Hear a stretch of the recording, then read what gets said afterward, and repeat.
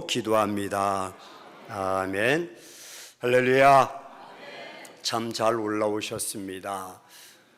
요즘 유행어가 있어요. 휴포, 휴가를 포기한다. 계곡을 가는 것도, 강가에 가는 것도, 바다에 가는 것도, 산에 가는 것도 포기하고, 해외 나가는 것도 포기하고, 그냥 물가도 비싸고 코로나도 또 재확증되고 집에 있자라고 포기하는 시대라고 합니다. 또한 기포 시대, 한번 따라서 고백합시다. 기포 시대. 무엇일까? 기도를 포기하는 시대다. 기도를 포기하는 시대. 웬만큼 GNP가 2만 3만 불 되면 레저로 나갑니다. 하나님 없이도 기도 없이도 얼마든지 내가 살 수 있다. 내가 예수 안 믿는 거 아니야. 나 예수 믿어. 그러면서도 기도를 하지 않습니다. 이런 삶의 위험성은 신본주의에서 인본주의로 바뀐다는 것입니다. 인본주의로 바뀌게 되면 결국 하나님 없이도 살 수가 있어. 서구 문명이 지금 그렇게 나가고 있듯이 말합니다. 그래서 아주 위험한 것입니다. 날씨가 계속 폭우, 지금 온난화가 아니라 열나라가 되었습니다. 그 사람들이 제정신이 아니라 무차별 폭행도 하고 불특정 다수에게 흉기를 들어서 위험을 가하기도 하고 상해를 입히기도 합니다. 여러분들이 매스컴을 통해 서현동이나 분당에서 오늘 뉴스 보니까 분당에서 그렇게 했던 피해를 당한 두 자매가 의식이 없어서 거의 식물인간이 될 것 같다라고 진단이 나왔다고 합니다. 그 짧은 순간에 얼마만큼 무기를 가지고 열 몇 사람을 상해를 입혔는데 그 중에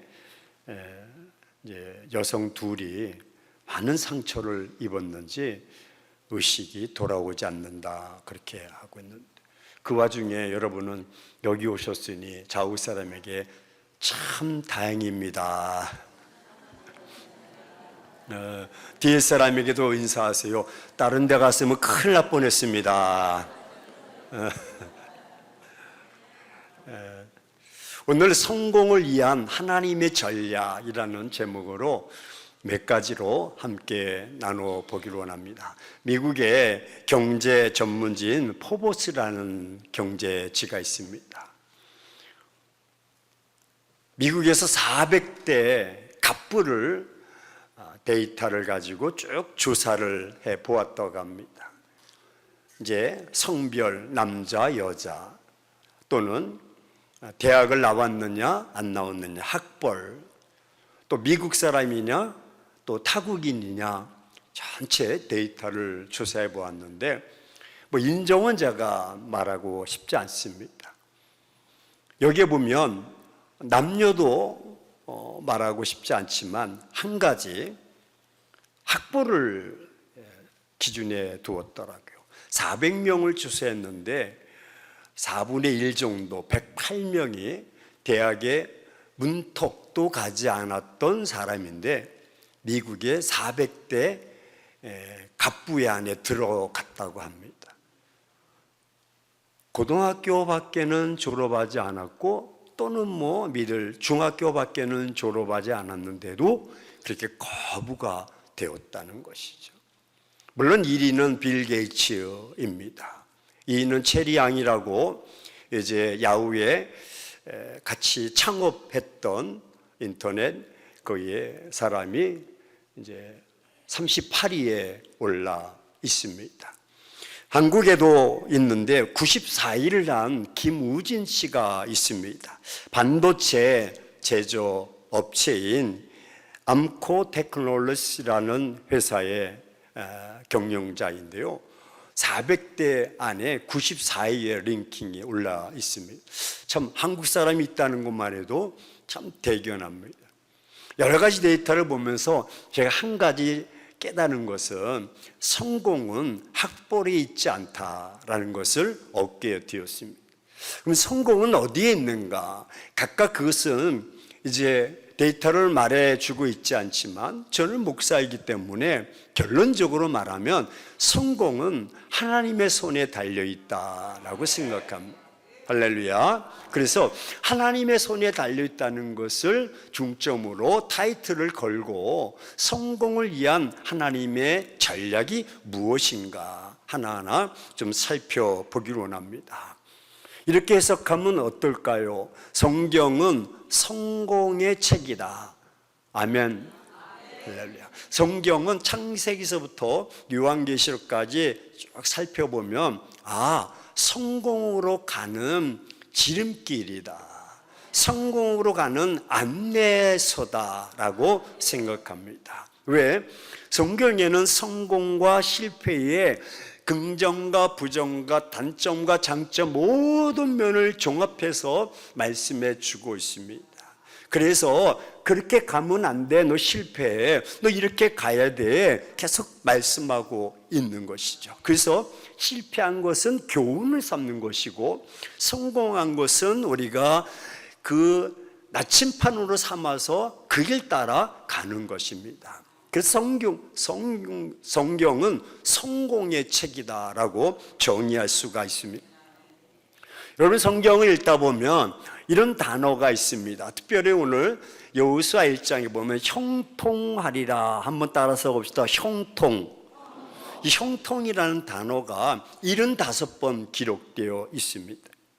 근데 이 형통이라는 단어를 현대어로 재해석하면 succeed 그렇게 이야기합니다. 즉 성공이라는 것입니다.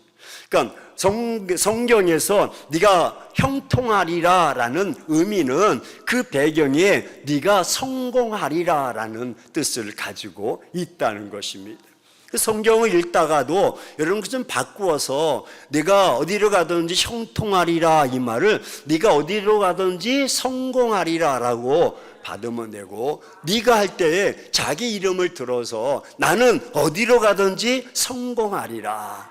할렐루야. 성경은 2000년 전에 기록된 것이 아니고 4000년 구약의 시대가 아니라 그 성경은 지금도 살아서 우리 삶 속에 내 영혼 속에서 역사하기 때문에 그 말씀을 끄집어서 그 말씀을 나의 말씀으로 받아서 나의 말씀으로 재해석하고 나의 말씀으로 고백을 하는 것입니다.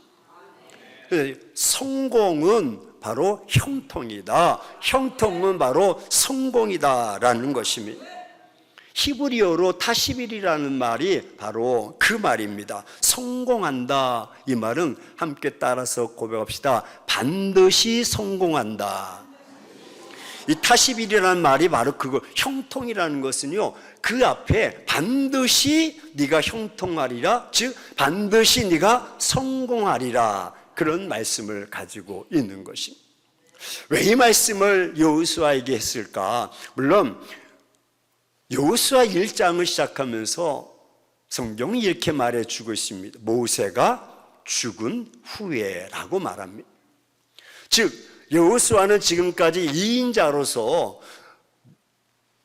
모세만 따라다녔으면 됐습니다.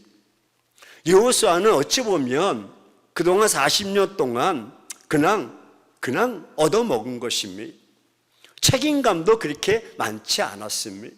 무게감도 그렇게 많지 않았습니다. 왜? 하나님께서 모세를 부르셔서 모세를 통해서 역사하시고 모세와 대면하시고 소통하셨기 때문에 여호수아는 그것을 바라보고 있었던 것이. 근데 그가 죽고 이제 약 200만 정도 되는 대이스라엘 백성들을 하나님이 약속하신 적과 꿀이 흐르는 가나안 땅으로 인도하기 위해서 이제 리더로 그를 세워주셨어요. 자, 모세가 일을 할 때 여호수아가 옆에서 바라보면 모세가 하는 대로 일이 다 잘 됐을까요? 아니면 모세의 마음이 시커멓게 타버렸던 그 모습을 많이 바라보았을까? 이스라엘 백성들에게 근성이 있었는데 무슨 근성? 원망, 불평, 대적임, 의심하고. 그래서 모세와 항상 트러블이 있었어요. 이 모습을 여호수아가 바라보았기 때문에 아이고 나는 그거 못합니다. 모세는 특별한 사람이었기 때문에 할 수 있지만 아유 나는 못합니다 라고 그런 상태에 있을 때에 하나님께서 여호수아에게 말씀하고 있습니다. 걱정하지 마. 내가 너로 하여금 형통 성공하게 할 거야. 할렐루야. 먼저 결론적으로 맺어놓고 나간.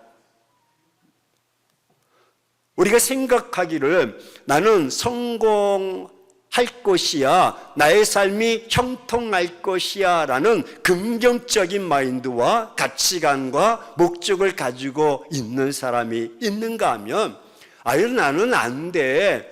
난 매사에 하는 것마다 안 돼. 되는 게 없어. 난 왜 이런지 모르겠어 라고 하는 사람과의 차이점은 불보듯 뻔하다. 불보듯 뻔한 것. 이미 성공을 마음에 가슴에 품고 나가는 사람하고 안 돼 부정적인 시각과 가치관을 가지고 나가는 사람의 차이점은 다른 것입니다. 성경은 그래서 10가지로 그렇게 말씀하고 있습니다. 1점부터 10점까지, 뭐 10점부터 100점까지 하나의 10점씩 우리가 점수를 매겨 본다면 여러분 제가 설명할 때 하나씩 이렇게 이야기할 때 내 마인드, 내 가치관, 내 생각은 어디에 멈춰 있는가, 어떤 단어에 멈춰 있는가를 한번 이렇게 점검해 보시기를 바랍니다. 아주 제로적인 상태에 있습니다. 나는 하지 않을 거야. I won't. 나는 하지 않을 거야. 아예 그냥 처박혀 있는 것입니다. 여러분 우리 30대에서 50대까지 방에서 처박혀 있는 그들을 비하하는 것은 아니지만 처박혀 있는 사람이 50만 명이랍니다. 50만 명. 일본은 120만 명. 80대 노무가 이제 그 아들을 야 밥 먹어라 하고 그것도 미안하니까 이제 식구들이 다 잘 때 몰래 나와서 밥 먹고 들어가고 방구석에만 갇혀 있는 아무것도 안 성공이 제로. I want라는 것입니다. I can't라는 말이 있습니다. 나는 할 수가 없다라고 하는 사람들, 이는 10%의 확률밖에는 없다는, 나는 할 수가 없어 라고 말을 하는 것입니다. I don't know how라는 말이 있습니다. 이 말은 나는 어떻게 해야 될지 모르겠어. 하고는 싶은데 안 할 수는 없고 어떻게 해야 되지? 라고 하는 사람은 확률이 20%밖에는 안 된다는 것입니다. I wish I could라는 말이 있습니다. 이 말은 나도 할 수 있기를 원한다. 나도 좀 그렇게 했으면 좋겠어. 나도 그렇게 좀 가기를 원해. 라고 그런 마음을 가지고 있는 사람은 30%의 확률이라는 것. 여러분도 잘 알고 있는 단어 아닙니까? What is it? 이 말은 난 약간 긍정적인, 한번 해볼까? 한번 도전해 볼까? 한번 그렇게 가볼까? 한번 시작해 볼까? 라고 하는 사람은 40%의 성공률을 가지고 있다는 것입니다. 50% 사람은 아마도 나는 할 수 있을 거야. I think I might. 나는 생각하고 있어요. 그런 마음을. 이 50%입니다. 반신반의하는 것입니다. 60% 사람은 나도 할 수 있어. 적극적으로 나가는 I might 라는 말입니다. 여러분 잘 알고 있는 70%는 I think I can. 나도 할 수 있다고 생각해. 나도 그거 할 수 있어. 라고 하는 것입니다. 보통 긍정적인 마인드 쪽으로 가는 것입니다. 90%의 확률은 우리가 많이 이야기하자. 한번 따라서 한번 영어인데 한번 해보세요. Yes, I can. 우리 학생들이 왔기 때문에 제가 좀처럼 영어를 안 해요. 왜냐하면 제가 영어하면 우리 아들이 야단칩니다. 발음도 현찮은데 괜히 하지 말고 한국말로 하라고. 난 할 수 있어요. 90%의 확률이. 근데 세상 사람들은 Yes, I can, 난 할 수 있습니다 라고 하는 여기에 멈춰 있는데 100%가 비어 있어요. 100%는 무엇일까? By God, I can. 즉 하나님 안에서 나는 할 수가 있다. 빌립보서 4장 13절에 내게 능력 주시는 자 안에서 내가 모든 것을 할 수 있다는, 이것은 100%의 확률을 가지고 있다는, 90% 세상 가치관 속에서 고백한 학자 Yes, I can. 나도 할 수 있어. I think I can. 나도 할 수 있을 것 같은데 그 80%가 아니라 100% By God, I can. 하나님 안에서 나는 할 수가 있다는 것입니다. 주님께서도 믿는 자에게 능치 못함이 없는 줄로 믿다. 믿음으로 다 행하는 줄로 믿습니다. 오늘 그래서 여호수아에게 그런 교훈을 해주고 있는 것입니다. 이제 설교를 시작하는데 제가 탈의를 좀 하면 은혜가 더 될 것 같은 마음이 지금 솟아오르고 있습니다. 아멘이십니까?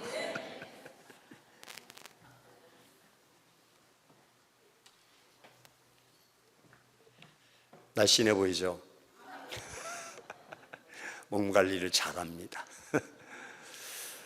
한번 따라서 고백합시다. 첫째, 목표를 분명히 세우라. 오늘 학생들도 참석했는데요, 메모 잘 해둬서 여러분 꼭 성공자가 되기를 주의 이름으로 축원합니다. 목표를 분명히 설정해야 된다. 이 목표라는 단어 속에는 같은 단어 리커로 계획이 있어야 되고 비전이 있어야 된다. 또 학생들 꿈이 있어야 된다. 같은 맥락입니다.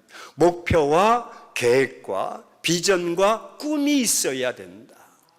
적어도 성공하려면 그렇다는 것입니다. 내가 무엇을 해야 되는지 분명한 목표가 없이 나간다면 실패할 수밖에 없습니다. 목표가 흐릿하면 성공도 흐릿합니다. 목표가 확실하면 성공도 확실할 줄로 믿습니다. 오늘 근거로 우리가 읽지는 않았지만 여호수아서 1장 2절에 이렇게 말씀하고 있습니다. 너는 이제 이스라엘 모든 백성들을 데리고 요단강을 건너서 가나안 땅으로 데려가라. 이 단어 속에는 그들을 데리고 요단강을 건너고 가나안 땅으로 들어가라. 이게 하나님께서 여호수아를 통해서 하나님이 성공적인 삶의 계획을 주신 것입니다. 너는 그게 사명이야. 너 앞에 네가 그렇게 나갈 때, 목표를 두고 나갈 때 내가 너와 함께 할 거야. 너로 하여금 승리자가 되게 할 거다는 것입니다. 여호수아서 12장에 보면 재미없는 말씀이 나오는데 그냥 왕들의 이름이 쭉 기록되어 있어요. 이 왕들의 이름이 어떤 이름이냐 하면 생소해요. 왜냐하면 이스라엘 혈통의 족보가 아니기 때문에. 그럼 어떤 왕들일까? 여호수아가 정벌하고 여호수아가 싸워서 이긴 왕들, 그 왕들이 31명이 기록되어 있습니다. 즉 우리가 논리적으로 볼 때 여호수아는 몇 나라와 싸웠다? 31개 나라와 싸웠고 31개 나라와 싸워서 백전백승했다는 것입니다. 왜 아멘은 여기만 하셔? 아예 목사님 양념으로 한 2번 정도는 실패해야지 어떻게 다 그렇게 이기기만 합니까? 근데 성경이 그렇게 말해주고 있는데 그래서 100%라는 것입니다. 90%가 아니라 하나님께서 세우신 전략대로 나가면 100% 승리하게 된다는 거예요. 성경은 31개 나라와 싸웠고 몇몇 나라는 실패했다고 말해주고 있지 않습니다. 물론 어려움이 있었고 물론 고난도 있었습니다. 하지만 궁극적으로 합력해서 선을 이루어서 마침내 재도전하고 마침내 승리하게 하시는 하나님의 놀라운 역사를 바라볼 수가 있는 것입니다. 따라서 목표가 모호할수록 우리의 성공도 모호해지고, 목표가 선명할수록 우리의 성공도 선명해질 줄로 믿습니다. 목표가 없이 나가면 안 됩니다. 여러분, 배가 항해할 때 좌표를 찍습니다. 아시아, 태국에 간다든지 필리핀에 간다든지 할 때, 제주도에 간다든지 할 때 좌표를 찍고 착한 그 넓은 바다에 무턱대고 선장이 가다 보니까 제주도입니까? 아니거든요. 우리가 그러면 자동차를 탈 때도 내비게이션 딱 찍어 놓으면 그렇게 좌표 찍으면 그대로 쭉 가는 거죠. 목표가 어느 지점이에요. 지점. 비행기도 마찬가지입니다. 우리가 스페인을 간다든지 어딜 간다든지 하면 조종사가 딱 좌표를 찍고 가는 것입니다. 허공에 가다 보니까 심심하니까 한 바퀴 돌고 갈까? 왔다 갔다 하면 이북으로 넘어가는 거죠. 쫙 좌표를 왜? 목표가 분명해야 된다는. 그러면 반대로 목표가 분명하지 않으면 항해사가 어디로 가야 될지 몰라서 자초하고 마는 것이고, 비행 조종사가 어디로 가야 될지 몰라서 타국으로 넘어갔다가 그냥 공격으로부터 침략의 공격을 받아서 그냥 배가 또 비행기가 끝나버리는 것이죠. 그래서 늘 두려운 것입니다. 염려와 걱정과 인간의 초조한 모습이 얼굴 속에서 아주 낱낱이 비춰지는. 옆 사람 얼굴을 한번 쳐다보세요. 어떤 모습의 얼굴이니? 이 양 보셨으니까 이렇게 또 인사도 해봅시다. 당신의 얼굴을 보니 주님의 얼굴을 배운 것 같습니다. 그래요. 바로 이 모습은 아주 목표가 있는 모습인데, 처음에는 어디서 굴러 먹다가 온 사람이야? 무슨 기도 제목 가져왔어? 근데 긍정적인 마인드. 왜? 목표가 분명해. 주님을 닮았다니까 다 좋아하잖아. 그게 목표예요. 성공자가 되기 위해서는 목표가 분명해야 됩니다. 인생이 왜 살아야 되는가, 결정을 여러분, 결정이 사람을 만드는 것이 아니라 사람이 결정하게 되는 것입니다. 그 결정은 물론 우리가 하나님 앞에 기도하면서 결정하지만, 그 결정을 내가 목표를 세우고 계획을 세우고 비전을 세우고 꿈을 가지고 나아가야 돼. 그런 자의 발걸음은 이미 역동적이고 에너지가 넘쳐나는 것입니다. 걸어가도 걷는 게 아니고 뛰어가도 뛰어가는 것이 아닙니다. 여러분, 골프 치는 사람하고 그 다음에 이 떼앞볕에서 중노동하는 사람하고 골프 칠 때도 지금 더우니까 땀이 날까요? 안 날까요? 나잖아요. 그럼 물도 마시고, 노동하는 사람들도 철근 옮기고 막. 근데 땀이 같을까요? 다를까요? 아유, 왜 달라? 그 땀이 그 땀이지. 그 땀은 무슨 뭐가 있습니까? 에비앙이에요? 물이 다르게? 다르다는 거예요. 그거를 협력해 보면 생체가 다르다는. 아주 노동해서 흘린 땀하고 테니스를 친다든지 골프를 친다든지 축구를 한다든지 레저하면서 흘리는 땀하고 다. 조선시대 선교사님들이 와가지고요, 삼복더위에 우리 더위를 이기자 해가지고 테니스를 치는 거예요. 양반들이 다 가쓰고 쳐다보면서 아유, 저것들 저렇게 미련하게, 저런 일은 저 하인이나 시키지죠. 저걸 하고 있어. 저런 일을 종이나 하인 시키지. 아이고, 저렇게, 아이고, 몰라도 저렇게 모른다고. 땀 흘리면서 테니스 치니까. 목표를 가지고 사는 사람은 에너지가 다른 거예요. 생각이 다른 거예요. 힘이 들지 않아. 무엇을 하든지 달라지는 거예요. 인생을 살아가면 세 가지 중요한 결정이 필요해요. 내가 결정해야 되는데 배우자를 선택함에 있어서 어떤 배우자를 선택할 것인가가 중요해요. 키가 큰 자매, 저는 형제니까 키가 작은 자매를 얻을 것인가, 아니면 좀 이렇게 S라인 호리호리한 자매를 얻을 것인가, 아니면 좀 여유로운 자매를 얻을 것인가. 이 여유로운 자매가 뭔지 모르지만 어쨌든 아니면 좀 배운 자매를 얻을 것인가, 아니면 그냥 인생 그냥 더불어서 같이 살 자매를 얻을 것인가. 제일 중요한 건 명이 짧은 자매를 얻을 것인가, 명이 긴 자매를 얻을 것인가. 두 번째는 내가 무엇을 직업을 선택하는 잡입니다. 이제 20세가 되면 성인이 되어서 내가 먹거리를 만들어야 됩니다. 100세까지 산다면 80년을 먹거리 할 수 있는 내가 무슨 직업을 가질 것인가. 이 직업에 대한 소명이 있어야 되고 결정이 있어야 됩니다. 그래서 그 직업을 어려서부터 아이들로 하여금 계속 일깨워 주어야 됩니다. 탁구 선수도 마찬가지고 골프 선수, 축구 선수도 다 그래도 몇몇 유명한 스타들 중에 보면 여러분 이강인도 그렇고 다 어려서부터 다 큰 아이들입니다. 다 짭입니다. 직업입니다.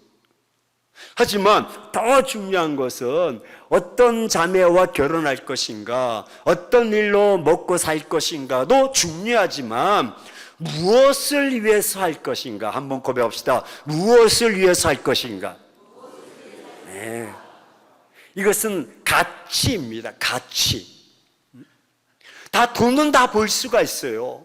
하지만 어떻게 돈을 벌 것이고 그 돈을 어떻게 사용하실 거냐에 따라서는 돈의 가치가 다른 것입니다. 돈을 벌어서 그냥 내 배만 채우고 내 집만 넓혀가고 땅 사고 집 사고만 하는 것이 아니라 그 돈을 벌어서 내가 어떻게 사용할 것이고 어떻게 쓸 것인가에 대한 목적이 분명해야 되는 거예요. 그래서 무엇을 할 것인가, 무엇을 위해서 할 것인가가 결정이 중요한 것입니다. 성경을 보면 사도행전 13장에도 말씀해 주고 있듯이 아주 유명한 사람이 나오는데 다윗입니다. 다윗이 왜 하나님이 좋아했을까? 간음을 해서? 살인을 해서? 아니면 그가 실수해서 많은 백성들이 이제 심판을 받아서 그도 그런 정가가 있었습니다. 살인을 범하기도 하고 또 간음을 행하기도 하고 왕권의 실패로 인해서 무만 백성들이 하나님의 심판으로 추고 나가기도 했습니다. 하지만 그 마음속에 중심에 흐르는 가치관이 하나 있었는데 바로 따라서 고백합시다. 목적. 즉 다윗의 흐름을 보면 하나님께 맞춰져 있다는 것입니다.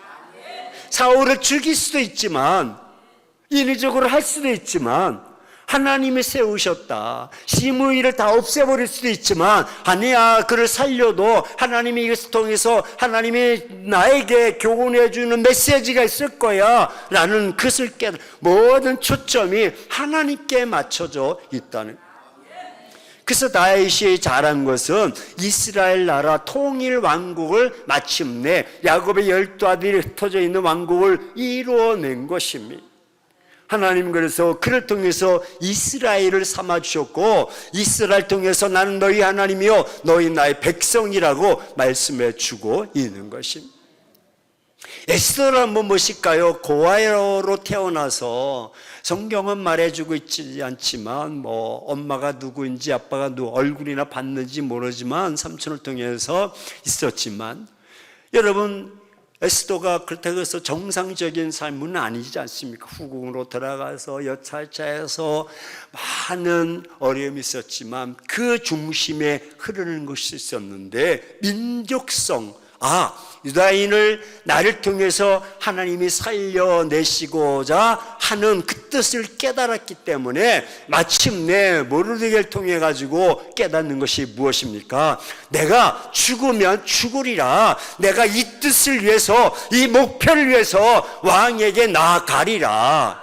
분명한 목적이 있어요. 유다인을 살리고자 하는 목적이 있었기 때문에 하나님은 그런 에스더를 통해서 민족을 살려낸 줄로 믿습니다. 목적이 분명한 사람. 오늘 여호수아를 통해서 여호수아의 목적은 무엇입니까? 모세를 통해서 이루지 못했던 이스라엘 백성들, 하나님이 약속하신 젖과 꿀이 흐르는 땅 가나안 땅을 예비하신 곳으로 그들을 인도하는 것입니다. 그들로 하여금 들어가게 하는 것이 그의 목적이었던 것입니다. 바울의 목적은 무엇이었을까? 로마로 가서 복음을 전하는 것이고 세계 열방을 향해서 복음을 전하는 것이 바울의 목적이었습니다. 이를 통해서 태장을 40에 하나 매를 맞고 감옥에도 갇히고 강물의 위험과 또 더위의 위험과 동족의 위험과 많은 어려움이 있고 많은 정말 감당하기 어려운 그런 고난과 시련과 아픔이 있었지만 꿋꿋하게 오뜨기처럼 일어날 수 있었던 것은 그 속에 흐르는 하나님의 목적, 하나님이 나를 통해서 이방인들에게 복음을 전하고자 하는 그 목적이 있었기 때문에 그는 말 그대로 시집도 가지 않고 장가도 가지 않고 그 사역을 감당한. 제가 터키에 가서 바울의 고향을 한번 가봤거든요. 네, 바울이 그 장가 안 간 것이 이해가 되더라고요. 키도 작고 대머리고 눈엔 딴질이 있어가지고 그냥 도대체 장가 안 가길 잘했다 생각할 정도. 혼자 사는 것이 은혜다 할 정도. 장가도 가지 않고 시집도 가지 않고 오로지 나에게 주신 하나님 그 목적, 하나님의 영광을 위해서 사역했던 그 모습. 이런 꿈꾸는 목적이 있는 사람들은요, 우리 인생사에서도 확 달라집니다. 화가 중에 피카소하고 반 고흐, 아주 유명한 사람 아닙니까? 공통점이 있습니다. 무엇입니까? 그들의 작품이 지금 수십억, 수백억에 팔리고 있다는 것이 공통점입니다. 근데 다른 것이 있습니다. 뭐냐면 목표가 달랐습니다. 피카소는 나는 30대에 이 그림을 통해서 거부가 될 거야. 나는 풍족하게 누리면서 살 것이고 나는 미술사에 한 획을 그을 것이야. 그것이 피카소의 마음이었습니다. 그래서 피카소의 그림은 다소 화려합니다. 그리고 그렇게 누렸고 그렇게 살다가 갔습니다. 물론 인본주의 사상이지만 비교해 보면 반면에 반 고흐는 나는 물질과는 상관이 없을 것 같아. 나는 이렇게 가난하게 살다가 불행하게 살다가 난 죽을 것 같아 라고 늘 이렇게 생각해왔고 거기에 매여 있습니다. 그래서 반 고흐의 이렇게 담뱃대에 물고 이렇게 있는 거 알죠? 네. 난 고독해, 난 불행해, 난 가난해. 그런 삶을 살다가 병들어 그래 죽은 거예요. 반 고흐는 목표가 없는 것이 목표였어요. 피카소는 목표가 있었는데 나는 성공하리라, 미술사에 한 획을 그리라, 그리고 나는 그것을 누리리라 라고 생각했던 거죠. 그대로 되었습니다. 스티븐 스필버그라는 사람이 영화 감독 유명하지 않습니까? 스필버그가 12살 때 엄마 아빠를 불렀어요. 엄마 아빠 잠깐만 앉아있으라고. 그들이 자기 방에서 짠 분장하고 나와가지고 뭔 트로피를 하나 탁 들더니 막 연설을 하는 거예요. 연설이 아니라 먼저 시상 소감을 이야기합니다. 아카데미 시상식에 제가 이렇게 됐습니다. 엄마 아빠가 요즘 뭐 하는 거야, 너?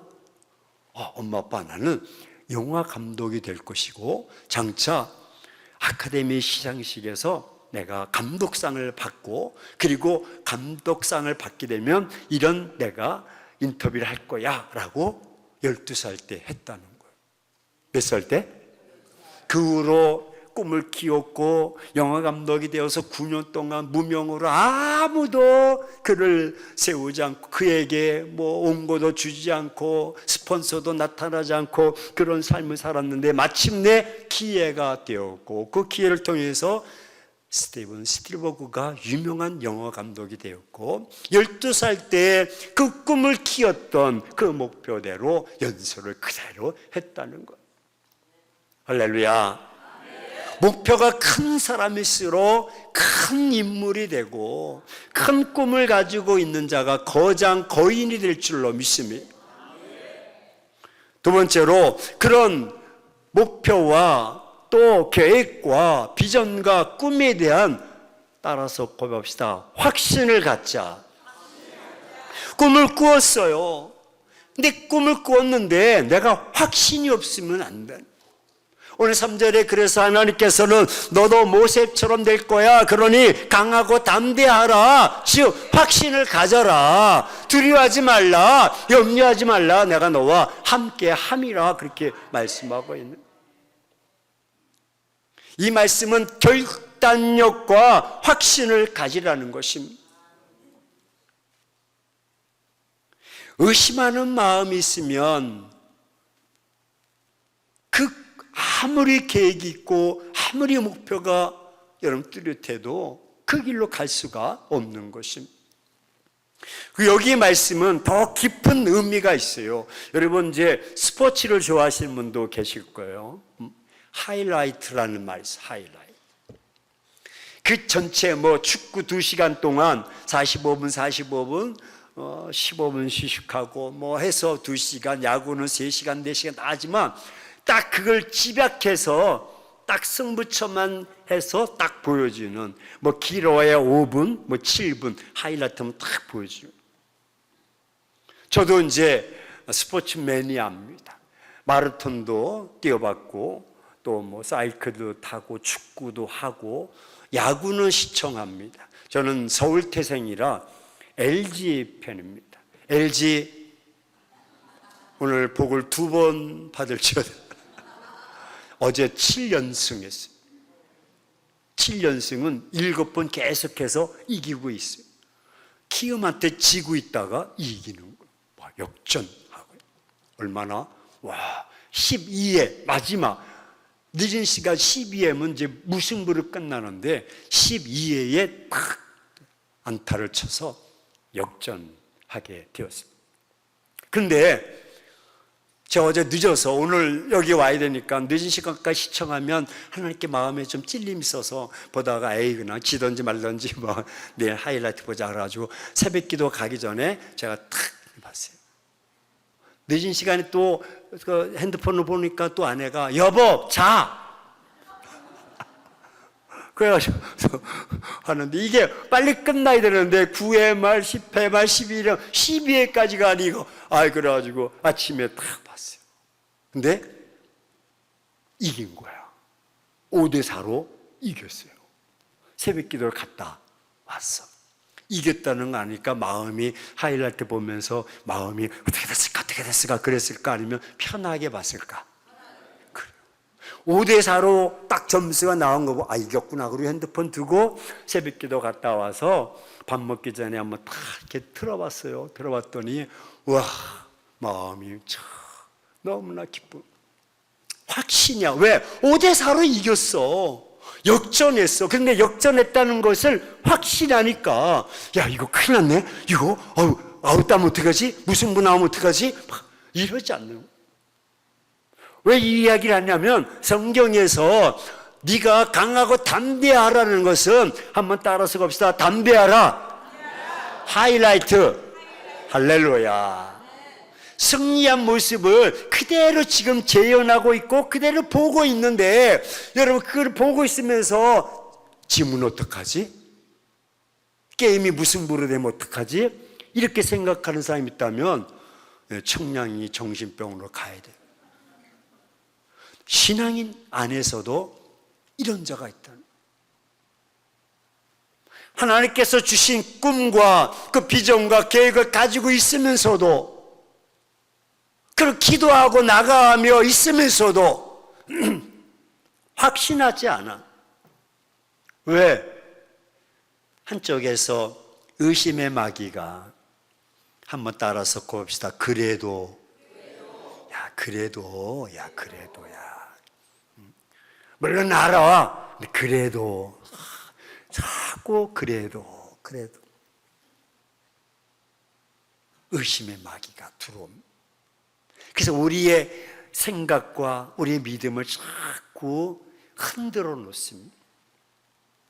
근데 세 가지가 있어요. 뭐냐면 경험입니다. 경험. 그 의심이 경험을 통해서, 이 경험이라는 것은 여러분 좋은 긍정적인 요소도 됩니다. 노하우라고 있어서 내가 경험했었어 알지만, 이것이 오히려 또 우리로 하여금 경험이 쌓여져 있지만 이것을 통해서 의심하게 되는, 그때 그거 해봤는데, 경험해봤는데, 그러면서 안 될 수도 있어, 그런 위험 요소도 있어, 그래가지고 그 계획이 무너지는, 그 성공이 깨져버린, 금이 가는 것입니다. 의심의 두 번째는 감정입니다. 감정. 안 될 거야, 어려워, 힘들어. 근데 그런 마음이 우리 마음속에, 그래도 힘들어, 그게 가능할 것 같아? 아니, 가나안 땅이는 그냥 널려있는 강야야? 거기도 족속들이 사는데, 그 족속들은 싸움의 호언지기야. 싸움을 좋아하는 백성들이야. 우리는 오합지졸인데 안 돼. 라는 그런 감정, 불안한 마음을 주는, 가슴이 떨리게 하는 거야. 두려움을 갖게 하는 거야. 사시나무를 떨듯이 자신감이 없게 만드는, 그러니 성공할 수가 없는 것입니다. 확신이 없는 것. 세 번째는 변명이 많습니다. 의심의 마귀가 들어오면 변명합니다. 나는 배운 게 없어서 그래. 나는 가진 게 없어서 그래. 나는 사람을 잘못 만나서 그래. 나는 교회를 잘못 만나서 그래. 자꾸 변명을 댑니다. 그러다 보니까 의심이 더 부풀어 오르고 버블이 되어가지고요, 성공이라는 것이 가려져 버는, 형통이라는 것이 가려져 버는, 그 불행이 찾아오는, 불행. 형통과 의심은요 반대어가 되는, 반대요. 의심하면 형통할 수가 없어. 형통하는 자는 의심하지 않아. 아멘 좀 하시고. 제가 아는 목회자는요, 국문학과를 나왔어요. 국문학과 나온 계기가 초등학교 1학년 때 국어 시험을 봤어요. 반대어, 의심, 믿음, 신뢰 나가야 되는데, 이 친구는 엄마, 나 10개 문항을 다 맞은 것 같아. 내일 100점인데 엄마 기대해. 근데 빵점이야. 왜? 의심, 안 의심. 크다, 안 크다. 많다, 안 많다.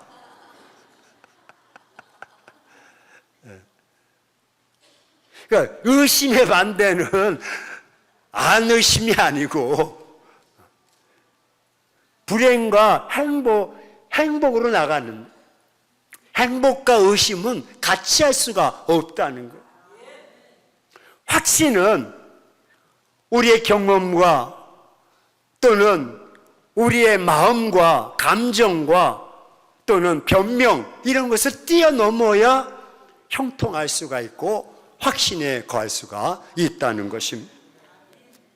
그래서 믿음의 사람은 문제를 바라보지 않고 약속을 부여잡고 확신으로 나가는 것. 키워드만 따라 봅시다. 문제, 약속, 확신.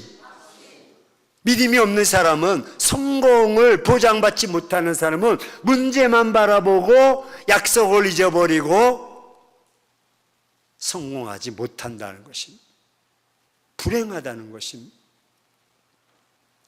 예수님은 우리에게 늘 이렇게 말씀해 주고 있습니다. 마태복음 8장 13절에 백부장이 와서 내 아인이 병들어 죽겠습니다. 여차차서 와서 아이고 오시지 말고 말씀만 앞서서 그럼 내 아인이 낫겠나이다. 그랬더니 주님이 다 말씀해 주시고, 야, 내 믿음이 참 크다. 어떻게 그렇게 확신하냐? 내가 가지도 않았는데 말씀만 하옵소서 그럼 내 아인이 낫겠나이다. 할렐루야. 모장에도 신하의 아들이 병들어 죽게 됐을 때, 야, 걱정하지 마, 가지도 않았는데 네 아들이 살았어 라고 했고, 그 신하가 그날 집에 달려가서 보니까 종들이 나와서 마주쳤습니다. 야, 어떻게 됐냐? 예, 아들이 살아났습니다. 언젠데? 그때입니다. 예수님이 말씀하신 그때인 줄로 믿습니다. 확신을 가지고 그래서 성경에는 믿고 가더니, 따라서 봅시다. 믿고 가더니. 이게 확신인 것입니다. 마치 하이라이트 보듯이 편안하게 보는 거예요. 왜? 그 목표를 가지고 하나님과 뜻을 맞추면서, 그리고 확신을 가지고 나가는. 빌립보서 4장 13절에 내게 능력 주시는 자 안에서 내가 모든 것을 할 수 있다. 믿는 자에게 능치 못함이 없다고 말씀하고 계십니다. 더욱이 사람은 할 수 없으되 하나님께서는 할 수 있는 줄로 믿습니다. 세 번째는 이제 정도를 걸어야 된다. 목표를 세우고 두 번째 말씀대로 무엇을 해야 된다? 확신을 가져야 된다. 그렇다면 이제 나가야 되는데, 나감에 있어서 좌로나 우로나 치우치지 말고 정도를 걸어는 달리기 하면 이제 100m, 400m, 200m 트랙이 있습니다. 그 사이드 트랙이라고 하는데, 이 사이드 트랙은 자기 길만 쫙 가야 됩니다. 옆에 길로 가면 그 사람을 방해하게 되고, 그리고 기력이 단축되니까 이건 불법이 됩니다. 사이드 트랙이 바로 그겁니다. 정도를 걸어야 됩니다. 그 성경은 말씀하고 있기를 계속 어떻게 그 말씀대로 가라는 것입니다. 좌로나 우로나 치우치지 말고 가라는 거예요. 갈지자로 달려가면 빨리 갈 수 있습니까? 없습니다.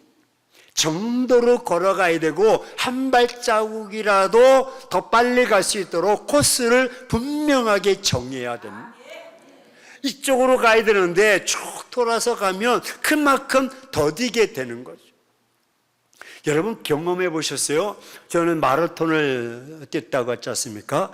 한 10년 전에 42.195km를 4시간 3분 50초 만에 처음으로 주파해 봤습니다.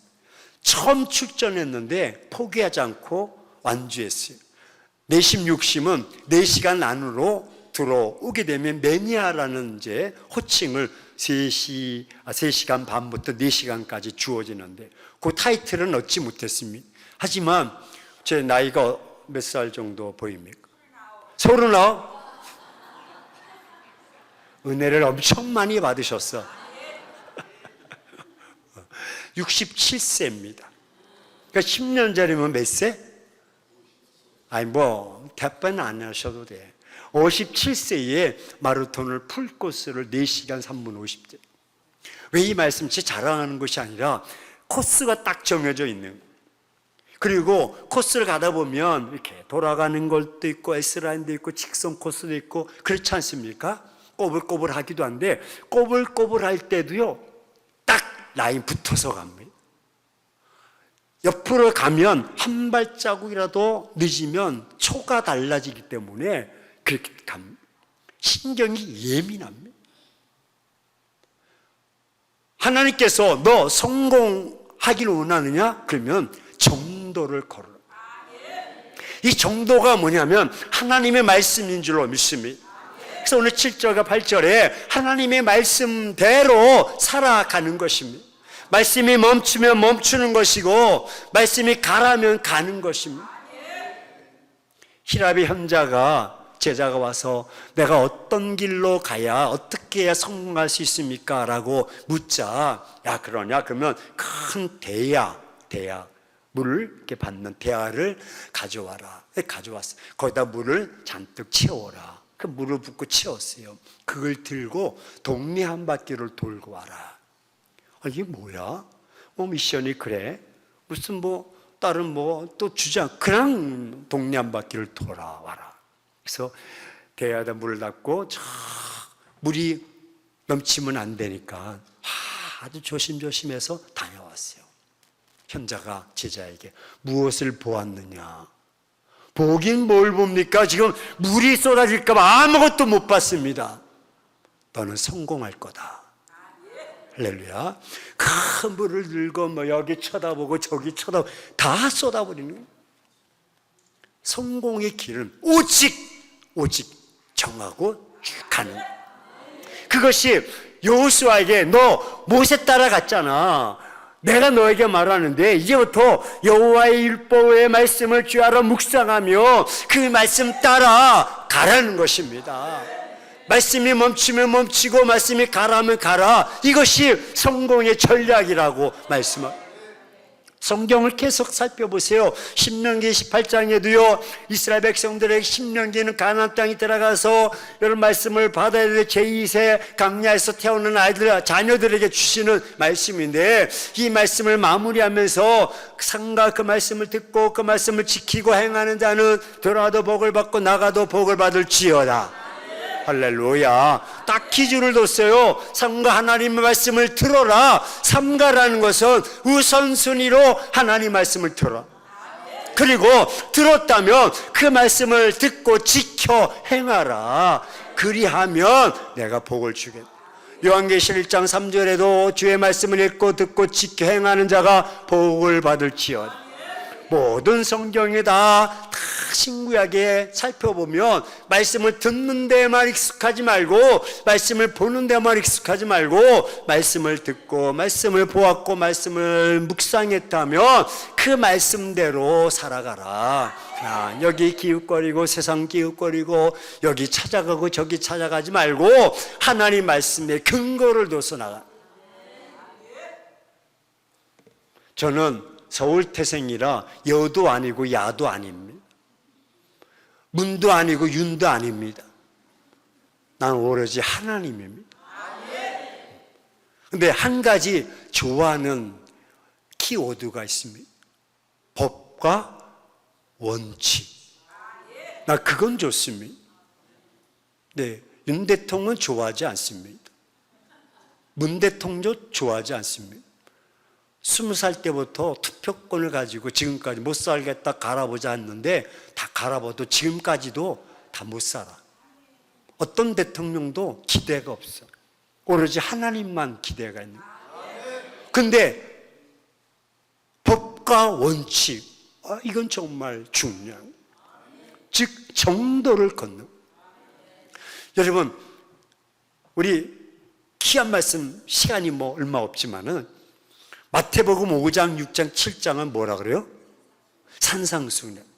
제가 올 때마다 말씀드린 것 중에 하나가 산상수훈입니다. 심령이 가는 자는 복이 있나니 천국이 너희들 것이요 애통하는 자 복이 있나니 너무나 좋은 말씀. 원수를 사랑하고 금식과 구제와 기도와 용서와 설명해 주고 있습니다.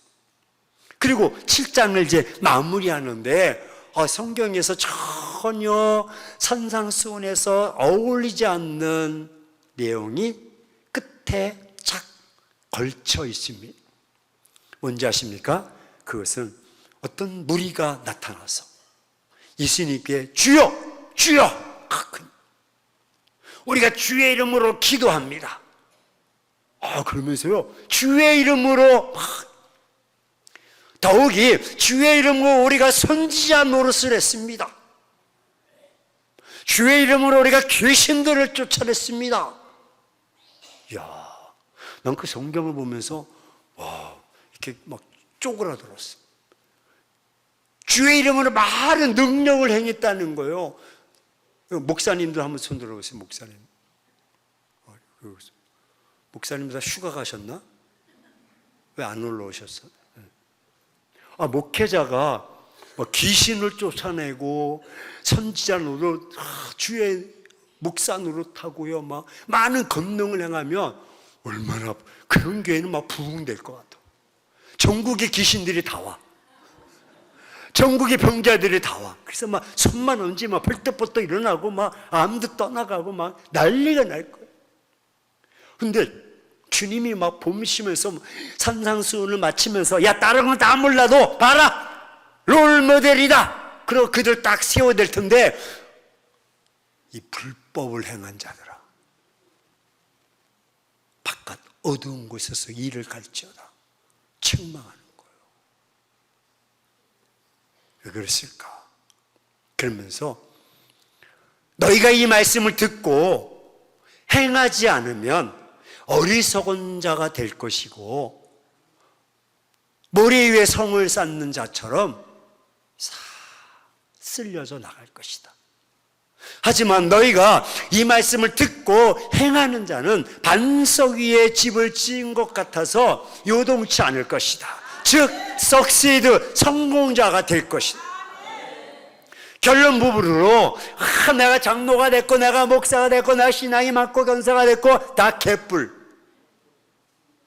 너희가 그 말씀대로 정도대로 여호수아 1장 7절과 8절 9절 그 말씀을 주야로 묵상하고 그 말씀대로 살아가고 있느냐. 세상 사람들은 교회를 향해서 말합니다. 야 십자가가 많아 부러워하지 않습니다. 어느 교회가 부흥됐대 부러워하지 않습니다. 그들이 원하는 것은 진정한 말씀대로 그렇게 살아가는 그리스도인을 사랑하는, 정말 그리스도인 말씀대로 그렇게 탁 자로나 오르나 치우치지 않고 타협하지 않고 적당히 살아가는 것이 아니라 교회 안에서는 다 거룩거룩하고 세상에서는 온갖 욕 다 하면서 싸움질 다 하고 그런 아닙니다. 말씀대로 살아가는, 성공할 수 있는 하나님의 전략은 하나님의 계획을 세우고 그리고 그 계획이 하이라이트처럼 확신을 가지고 나아가되 자로나 우로나 치우치지 않고 딱 말씀 따라가는. 그래서 그 불안했던 여호수아에게 말씀해 주고 있기를 야 자로나 우로나 치우치지 말고 정도를 걸어 말씀대로 살아가. 그러면 너는 성공할 거야. 그래서 마침내 31개의 왕을 점령한 줄로 믿습니다. 마지막 네 번째로 하나님만을 신뢰하라. 한번 따라서 고백합시다. 하나님만을 신뢰하라. 성공의 비결은 하나님만을 신뢰하는 것입니다. 하나님만을 신뢰하면 하나님께서 말씀, 야 걱정하지 마, 염려하지 마, 두려워하지 마, 두려워하지 말라. 내가 너와 함께 하겠다는. 내가 하나님과 소통하며 하나님의 줄을 붙잡고 그 말씀 붙잡고 나가는 것이 하나님과 함께 하는 것이고 하나님을 신뢰하는 것입니다. 내 의지, 내 경험, 내 어떤 삶의 발자취, 내 백그라운드가 아니라 하나님 말씀을 부여잡고 나가는 것이 하나님과 동행하는 것이요 하나님을 신뢰하는 것입니다.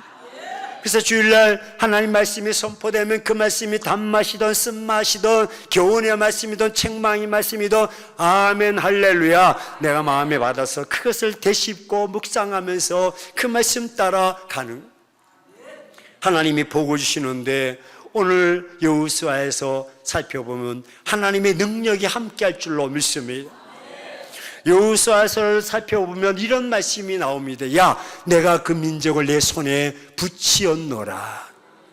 싸움은 전쟁은 누구에게 달려 있습니까? 여호와께 달려 있는 줄로 믿습니다. 우리 인생도 여호와께 달려 있는 줄로 믿습니다. 그래서 하나님만을 신뢰하고 하나님과 동행하는, 하나님보다 앞서서는 안 돼요. 말씀보다 앞서서도 안 되고 그냥 말씀을 놔두고 자로는 치우쳐서 안 되고 오직 하나님 말씀을 부여잡고 하나님만을 신뢰하며 나아가는 것입니다. 하나님께서 우리의 삶의 능력으로 함께 하셔서 하나님과 늘 조율하는 것입니다. 친히 내가 너와 함께 하겠다. 40년 동안 모세와 함께 했듯이 내가 너와 함께 하겠다는 것입니다. 우리가 살펴봤듯이 요셉의 삶이 어떻습니까? 요셉의 삶은 한마디로 막내로 태어났기 때문에 아닙니다. 큰 장자가 되었기 때문에 아닙니다. 요셉의 키워드는 형통, 즉 하나님께서 함께 하셨기 때문인 줄로 믿습니다. 보디발이 바라볼 때도 야, 이는 참 예사롭지 않다라고 했으면서도 깨닫는 것이 하나님이 너와 함께 하심을 내가 보았노라. 하나님이 나와 함께함을 깨닫는, 하나님 나와 함께함을 깨닫는 것이 이마에 하나님 써서 합니까? 아니에요. 하나님이라는 거룩한 브랜드 옷을 입어서 합니까? 아니고 하나님 말씀대로 살아가는 것입니다. 하나님의 기준대로 살아가는 것입니다. 하나님과 함께하는. 그럴 때 하나님께서 그 인생의 번성에 복을 주시는데 마지막 두 가지 예로 들겠습니다. 아브라함과 조카 롯의 모습을 볼 때 하나님께서 아브라함은 주의 말씀대로 갈 바를 알지 못하지만 그 말씀대로 하나님과 동행하면서 하나님이 지시한 땅으로, 예비한 땅으로 간 줄로 믿습니다. 근데 조카 롯은 잔머리 굴리다가 이게 선택한 땅이 소할 땅, 에덴 동산 같기도 하고 젖과 꿀이 흐르는 것 같기 너무나 좋은데 삼촌이 나발이고 무슨 소용이 있어, 내가 다 챙겼는데 알고 봤더니 그 땅이 소돔과 고모라 땅이요 결국 멸망의 땅이 되고 마는. 무엇을 따라갔느냐? 누구와 함께하고 누구를 신뢰하고 나갔느냐? 아브라함은 하나님을 신뢰했지만 조카 롯은 자기를 신뢰한, 자기 잔머리를 생각한. 또 한 가지 예를 보면 아주 대비되는 것이 다윗과 사울 아닙니까? 다윗은 하나님의 목적대로 하나님만을 신뢰했습니다. 사울도 다윗처럼 처음에 시작할 때 용모가 준수했습니다. 아니, 다윗보다 훨씬 더 뛰어난 인물이 사울이었습니다. 그런데도 사울은 자기 권력을 의지했습니다. 자기를 의지했습니다. 비참하게 그 삶이 죽음으로 끝나고 마는 것입니다. 사랑하는 성도 여러분, 이곳에 오신 여러분 주의 이름으로 환영하고 축복합니다.